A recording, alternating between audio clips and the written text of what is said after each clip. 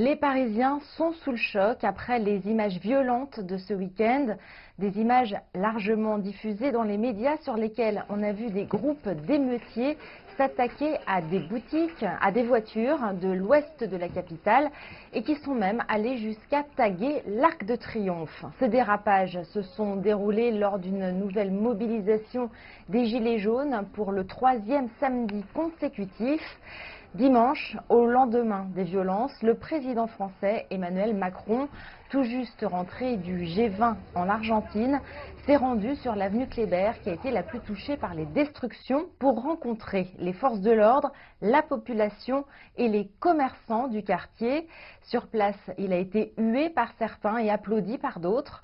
Ce déplacement qui précédait une réunion de crise avec les ministres concernés avait, on peut l'imaginer, pour but de renouer avec la population, alors que l'un des griefs des manifestants est précisément le décrochage des élites avec le peuple.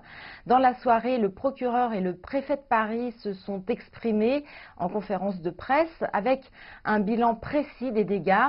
412 personnes au total ont été interpellées dans la capitale, d'après le préfet Michel Delpech, qui a parlé d'une violence extrême et inédite contre l'économie, le patrimoine et les forces de l'ordre français. À cela, il faut ajouter les 249 feux recensés, dont 112 véhicules et 6 bâtiments.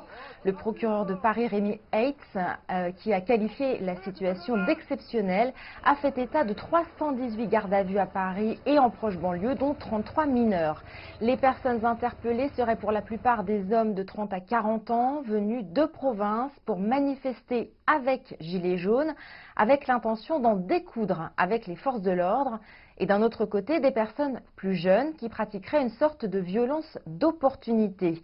La plus grande fermeté sera appliquée à leur égard, toujours d'après le magistrat, avec des capacités augmentées de la justice pour faire face à l'afflux de comparaisons immédiates prévues cette semaine. À présent, on s'interroge sur la suite du mouvement des Gilets jaunes, dont beaucoup demandaient la démission du président Emmanuel Macron.